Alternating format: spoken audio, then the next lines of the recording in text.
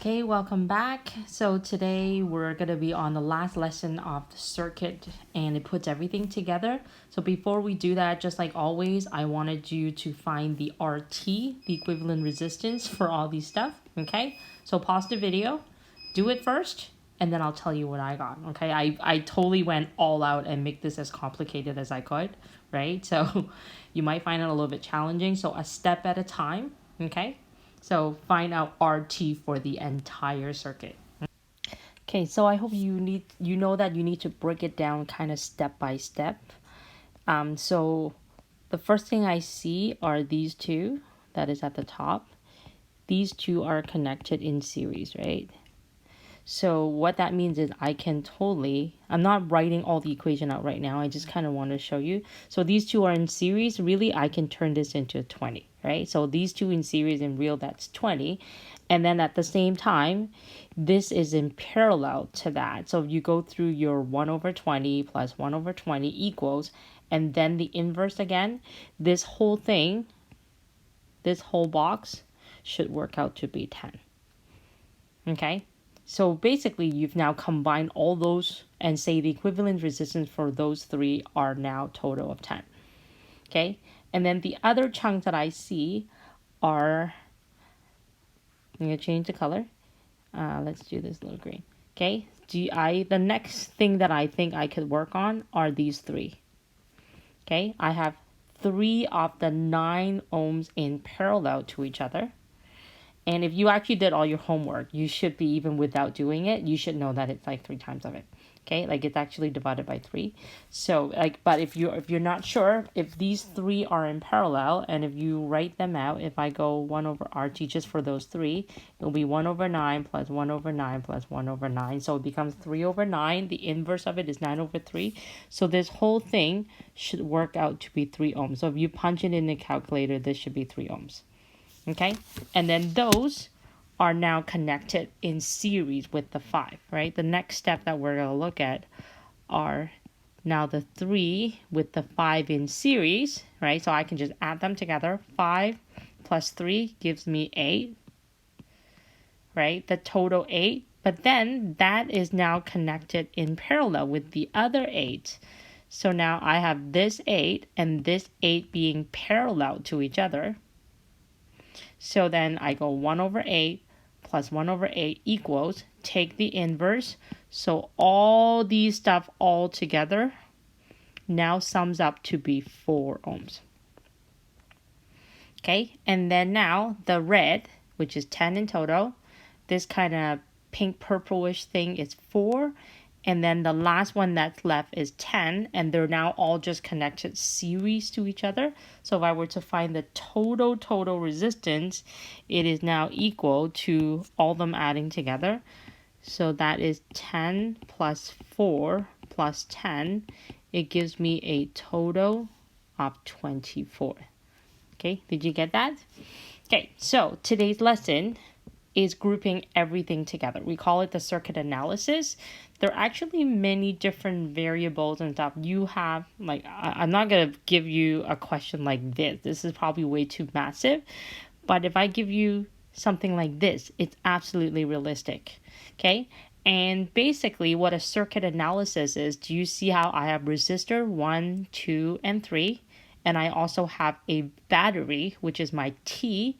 So I have 4 objects in here that I can each either find the voltage, the current, and the resistance. So easily I can have 8 variables. They have to give you some value for you to calculate, right? So they're basically, with question like that, I could easily have up to like 8 unknowns.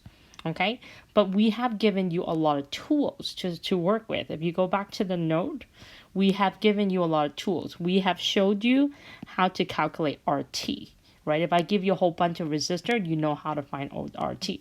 And this is probably your most important law. It's Ohm's law. Okay, Ohm's law with the resistance lesson, V equals to I times R. And the rule that they're telling you is 2 out of 3. If I have between V, I, and R, if I have any 2 of them for the same object, like say for R1, if I know, say, the voltage and current, I can just use V equals I times R and rearrange the equation and work out the R. And that's what it means by 2 out of 3.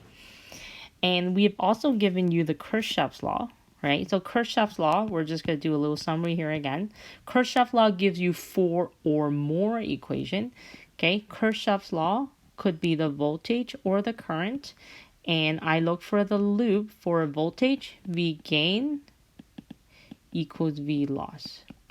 I look for anything that are in parallel, because if that's the case, all the voltages are the same.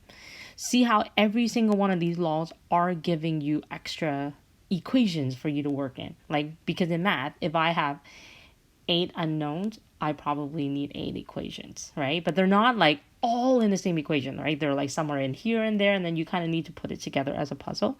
Okay, so review for the current. I look for anything that are in series. If I have any either resistor or a battery that is in series, I know the currents that are going through that object are the same. And then finally, if I have anything that is in a parallel, there is a junction that the current that got split, so I in current that's flowing into the junction is equal to the current that are coming out of the junction. So the Kirchhoff law basically give you 4 equation or more sometimes, depending on how many circuits there are, right? So it's kind of giving you all these things, okay? These are steps, but sometimes they're not always working. These steps always work if they give you all the R's. Okay, if they give you all the resistance for all of them, then you can use this step. But if not, always start off with the Kirchhoff's law. Okay, so I'm going to go through the example, hopefully step by step. It will take some practice of putting everything from lesson 3 and 4 and 5 together. Okay? All right, so let's take a look at this. A table like this is very helpful. Okay, so I would suggest you write this down. Even when you do your homework, you always want to do a chart, because this chart helps you organize. And this chart helps you recognize the 2 out of 3, right? Because they're like sideways with each other. If I see 2 boxes that are filled out, I don't even write the equation out. I will just plug it in and get an answer. Okay, so let's read the question. It tells you that the following circuit has a source voltage of 12 volt, resistance value R1 is 15, R2 is 25, R3 is 35, and they want you to find the rest. So the first thing I'm going to do is I'm going to fill in my information right in the chart, okay? The voltage for the source, which is the T stands for the source, it is 12.0 volt, okay? The resistance value R1, so for the first resistor, it is 15 ohms. And for the second one is 25. And for the third one is 35. Okay, you don't have to write the unit because the unit is at the top of the table anyway. Okay, so what does it mean by V and R and stuff like that? I will erase these afterwards, okay? I don't want my circuit picture to look too messy. Okay, current always comes out from the negative terminal. Okay, this is the T, so the current that's coming out is called IT. The IT comes in, this is all still IT. IT comes in and it's going to flow into this dot, and it's going to overflow into 2 path.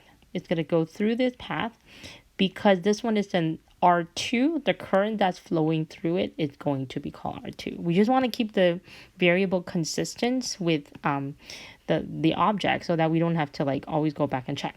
Okay, and then it splits into this other part, and because it's going through R3, this is called I3, right? And then it's going to keep going, and when it gets to this part, the 2 will rejoin at this junction, and it will flow out. And this time the name, because this is going through R1, we're going to call this I1. Okay, so the other hopefully very given, it's if this is T, the voltage for that is called VT. If this is R1, voltage across that is called V1, V2, and V3. Are we okay with that? Okay, so you keep it on your sheet if you want. And if it's getting too messy, redraw your picture. Okay, this is just to show you how I do the labeling, but I'm going to have to erase it all because I wanted to make sure that the picture is clean for you when I'm solving it. Okay. Okay, so and since this question, if you take a look at it, they gave you all the resistance for all three resistors. That means this, I can follow the steps that they gave me at the beginning. So the first step here is to find the equivalent resistance. So that's my step 1. So we're going to find RT. So go ahead, and based on what you learned yesterday, you should be able to find your RT. So I have R1 that is connected in series, which two things that are in parallel. I'm going to show all the steps. So I'm going to first of all find out the resistance between 1 and 2 and 3. So because they're in parallel, we're going to write it in the parallel equation. Okay, so R2 is 25 and R3 is 35. And this is 1 over R3, R2, 3. So to solve for this, 1 divided by 25, adding 1 divided by 35, and then take the inverse of it. So my answer for 2, 3 worked out to be 14.58333. Okay, for any of the circuit question, I'm asking you to please round it to 2 decimal places. So this is different from what we usually do. I know that we've always been like, oh, look for your sig digs and stuff like that. In circuit, it's really hard. And so I'm just saying, if there is any rounding involved, leave it in 2 decimal places. Okay, so I found my R23. So to find the actual RT, I'm going to have to add R1 that is in series to the 2, 3. So R1 is 15, adding to the 14.58. My RT is 29.58 ohms. Okay, so every time when you find something, go straight ahead and put it in your table. Okay, so I got 29.58 ohms, okay, for the RT.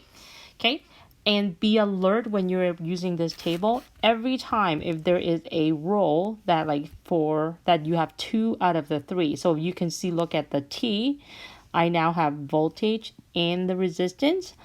I don't even need you to show the work, because you know the equation is V is I times R. You could have just go 12 divided by 29.58. Okay, but I'm still going to show the work in here just to make sure we're following. So this is step number 2. Since I know V equals to I times R, I honestly don't need you to even write this out. If it's a 2 out of 3, you can do it straight on the table. I'm writing it down just to make sure everybody's following what I'm doing right now. So 12 is IT divided by 29.58. Okay, so I got IT to be equals to 0.41 amps. So I'm going to fill this in, 0.41 amps. Okay, that's step 2. Okay, so I found my RT. So I'm going to go back to this thing. I found my RT. Step 2, I found the Ohm's law 2 out of 3. Now I'm going to move on to the Kirchhoff's law. So I'm going to start building the chart, right? Like I'm going to start looking into this Kirchhoff law chart right here, and the loop and the junction and the parallel and all those stuff. Okay.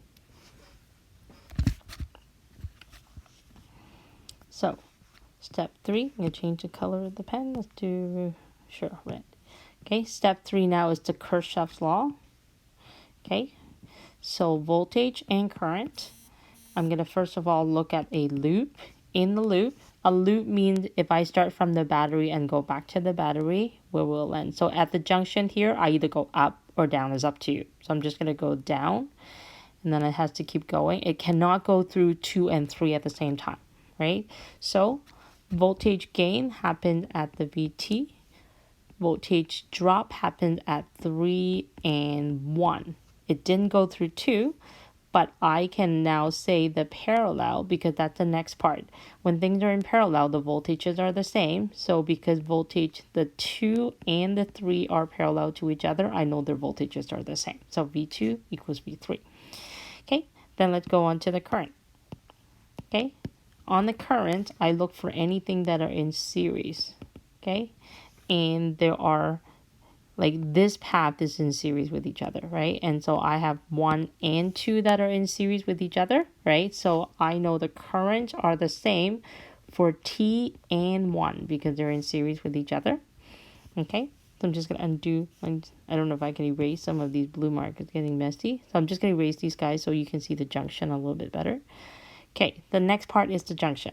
Okay, I'm going to put a blue dot. The junction is the current that are flowing out in here is called IT. You talked about that already. Okay, so that means it's going in. This is also RT, right? And here is the dot. And from the dot, it's split into I2 and 3.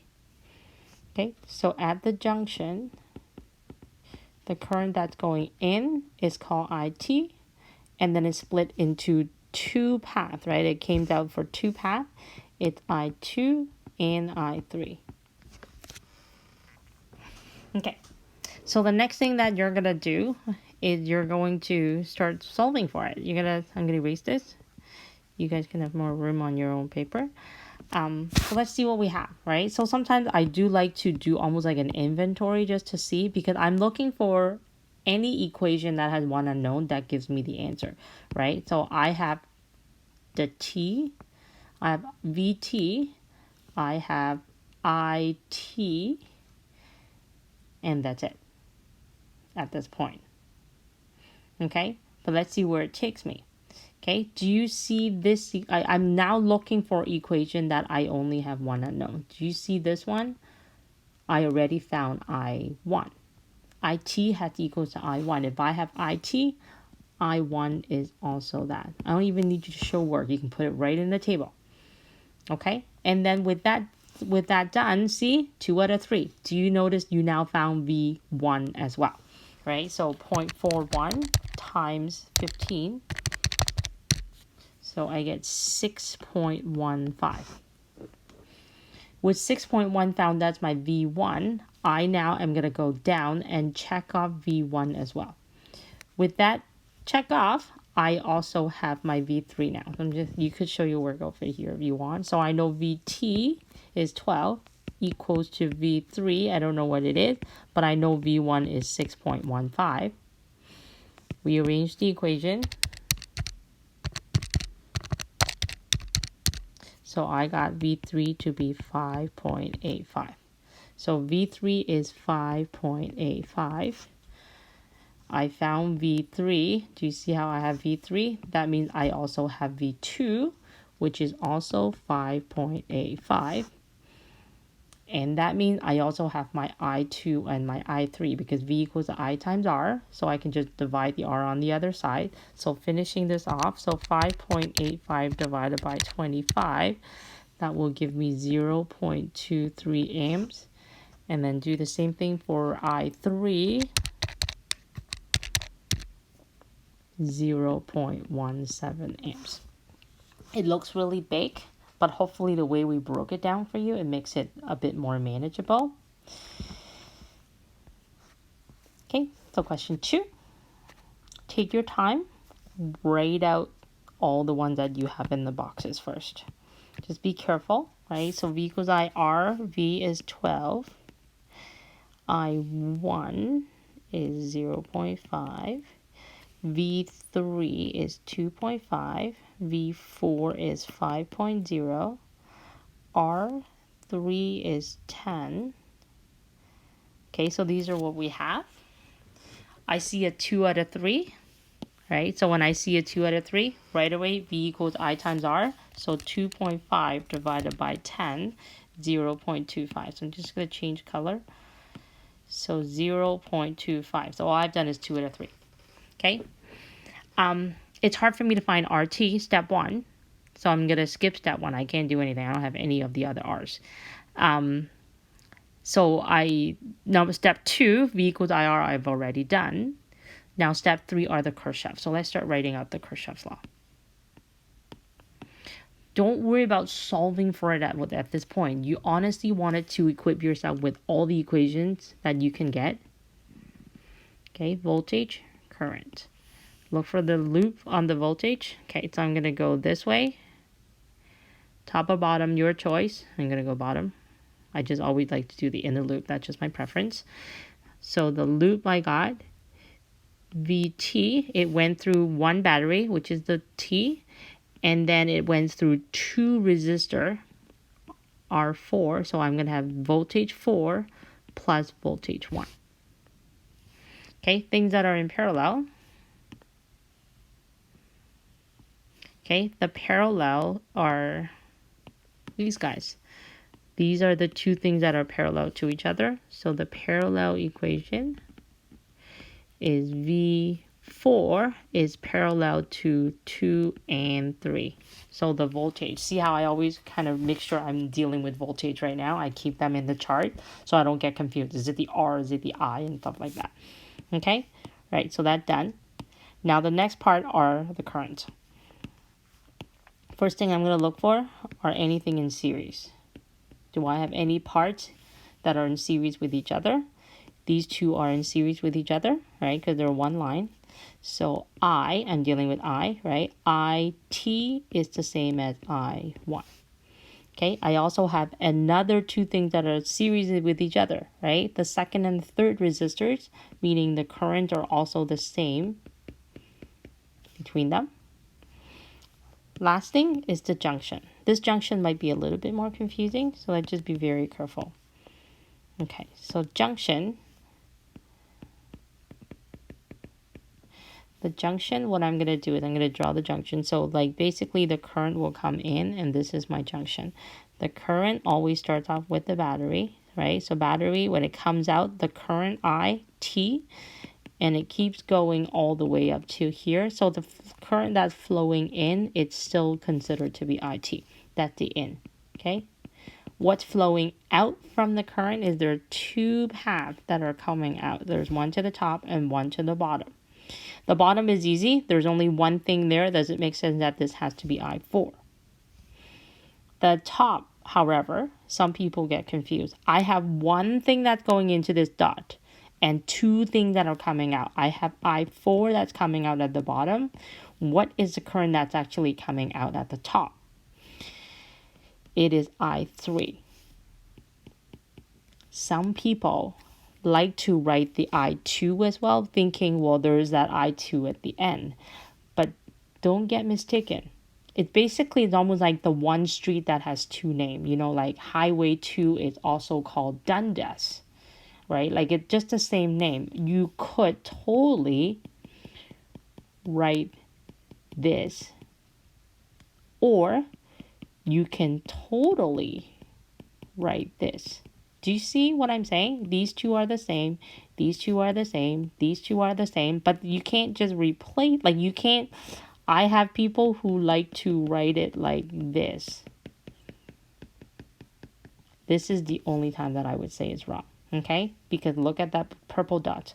One thing coming in, two things coming out. I don't have three currents that are coming out. Okay? So that's just something that I wanted to stress. So I'm going to clean this up a little bit. It's super messy now. All right, so let me just clean up my equation. So I3. Okay, so this is what I have. Okay, so now inventory is the next thing that I would suggest you to do. I'm going to start putting little check marks of things that I have. I have voltage 3. I have voltage 4. I have voltage T, voltage 4. Oh, I have a lot of stuff. Okay, and then I1 I have, I3 I have. Okay, so these are the stuff I have so far, which gives me a lot of things. Okay, so starting with, say, the current. So I'm going to do this one first. I know IT equals I1. So if I have I1, I also have IT. And when I have IT, I see the 2 out of 3, right? Do you see this 2 out of 3? So you can now go V equals I times R. So 12 divided by 0.5. So I get 24 in here. So I now found IT as well. So this is a check mark. This is a check mark. Okay, what else can I do? I have I2 equals I3. I2 equals to I3. So I also know that this is 0.25. That's done. Okay. And then the last thing, if you want to finish off the current, is I have now this equation with one unknown. So IT is 0.5. I4 is unknown, and I3 is 0.25. So that means I4 also has to be 0.25. So 0.5 minus 0.25. And if that's the case, then I found my next 2 out of 3. V equals I times R. So 5 divided by 0.25. So this one is 20.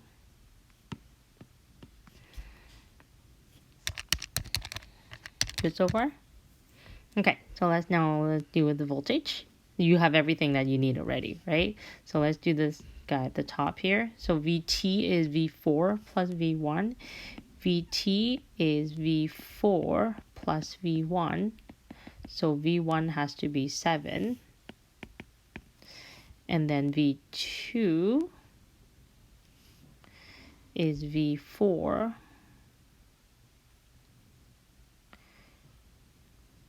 V4 is 5, and then V2 plus V3, so V2 is 2.5. Okay, so finishing it off, my 2 out of 3, 7 divided by 0.5 is 14. 2.5 divided by 0.25 is 10. Okay, as I said, don't worry about sigdigs. Okay, if there's rounding involved, keep it in 2 decimal places. Is this okay? Like, it's not too bad? Do you think it's doable? Okay, so at this point, you've learned everything you need to complete your problem set. I would strongly suggest you try out the homework question from lesson 5. I have done the solution and it will be posted. It's a very good idea to get comfortable with that first before you do your problem set. Okay.